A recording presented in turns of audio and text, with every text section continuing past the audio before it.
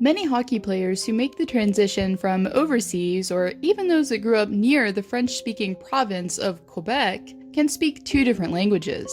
But for Galchenyuk, who can speak 3 fluently with ease, would still have them beat. No, it's Russian, English, and Italian. Okay.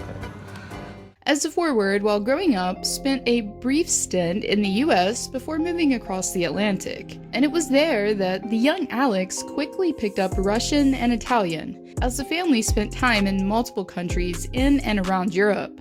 But the Galchenyuks eventually moved back to the United States when he was around 15, where they would remain. But American or not, he was still asked to switch between English and Russian not long after during the World Juniors. Bilingual interviews. Who would have thought? I mean, it's nice we have a Sarnia chemistry from Sarnia, so it was nice to get that goal.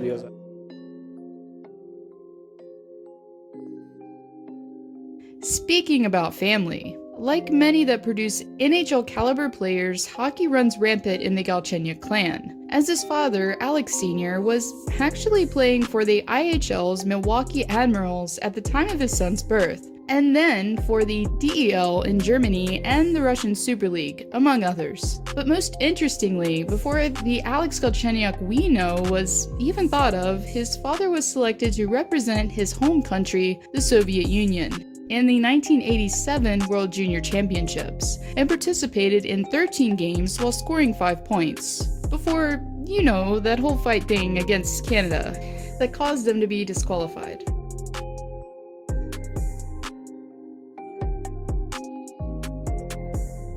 Last season, the Wisconsin native went through an arguably brutal climate change as he moved approximately 2,500 miles in distance to Scottsdale, Arizona. But one could easily say that he settled in comfortably after acquiring a spacious home from race car driver who appeared on the 22nd season of The Bachelor. But that wasn't the best part about the 7,000 square foot residence, while it was in Galchenyuk's name, as he gave his doorbell his own personal touch. Timeout. Did you make your doorbell? It's a goal horn, yeah. Exactly the same as the goal horn. Bring it again. Sure. There it is, we got it! Upon ringing it, the guest would hear the Coyotes' Howler goal horn. Wonder if he's planning a Party Hard theme for his next house. I guess we'll just have to wait and see on that one.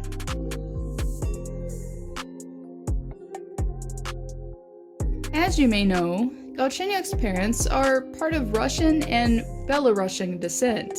Therefore, his grandparents still reside overseas in Belarus. But every summer, along with his parents and sister Anna, the family makes the annual 3-week trip and travels thousands of miles to visit. We only get to see them once a year, so we try to do as much as we can when we're together. They do so much to get prepared for us, so when we're there, we try to show respect in return by taking them out and showing them a good time, Galchenyuk says. And for good reason, as his grandparents, according to him, are his biggest fans. They do so much to see how I'm doing in the NHL. Staying up with the 7-hour time difference, says Galchenyuk. It's huge.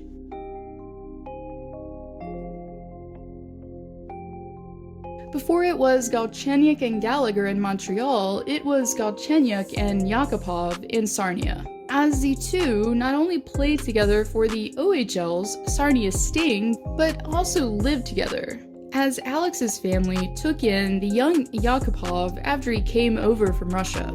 And it only made sense for the Galchenyuks, who previously lived in Russia themselves, to be Neil's billet family. Plus, Alex Galchenyuk Sr. was also an assistant coach for the team at the time as well, so it was pretty much logic. But Alex, besides teammate and roommate, was also a makeshift interpreter at times for the Russian, who spoke little English. As previously mentioned, Galchenyuk, who speaks both English and Russian, would often step in and assist his friend during interviews. Takes friendship to a whole nother level, if you ask me.